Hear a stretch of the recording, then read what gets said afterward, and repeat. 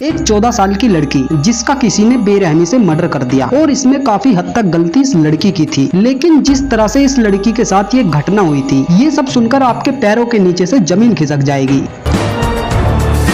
तो ये बात है 2018 या 2019 की, जहां से इस घटना की शुरुआत हुई थी, जब मध्य प्रदेश के टीकमगढ़ में रहने वाले शोभा और गंगाराम की शादी हुई थी। शोभा की पहले से भी एक शादी हो चुकी थी, लेकिन उसके हस्बैंड की डेथ हो गई थी और शोभा की एक बेटी भी थी जिसका नाम था नीतू, और वो शोभा के साथ ही रहती थी। शोभा ने जो गंगाराम से शादी की थी, उसके 2-3 साल बाद शोभा के 2 और बच्चे पैदा हुए, एक लड़का जिसका नाम था ऋतिक और एक लड़की जिसका नाम था आस्था। अभी तक इस फैमिली में सब कुछ सही चल रहा था, लेकिन इनकी फाइनेंशियल कंडीशन बहुत ज्यादा खराब होती जा रही थी और वो पैसों की कमी को लेकर बहुत ज्यादा परेशान थे। फिर शोभा और गंगाराम ने एक डिसीजन लिया कि वो टीकमगढ़ को छोड़कर कहीं और चले जाते हैं, जहाँ पर वो अच्छे पैसे कमा सके और अपने परिवार का अच्छे से ध्यान रख सके। और फिर वो अपने दोनों छोटे बच्चों को लेकर हरियाणा के सोनीपत में शिफ्ट हो जाते हैं। लेकिन वो नीतू को टीकमगढ़ अपने दादा दादी के पास ही छोड़कर चले गए और उन्होंने नीतू से कहा कि वहाँ जाकर कुछ समय बाद जब हमारी फाइनेंशियल कंडीशन अच्छी हो जाएगी तो हम तुम्हें भी अपने पास बुला लेंगे, तब तक तुम यहाँ रहकर अपने दादा दादी का ध्यान रखोगी। और नीतू अपने दादा दादी का अच्छे से ध्यान भी रख रही थी, उनके लिए खाना भी नीतू ही बनाती थी। ऐसे ही धीरे धीरे 2 साल बीत गए। अब 2023 में शोभा और गंगाराम की कंडीशन काफी अच्छी हो गई थी।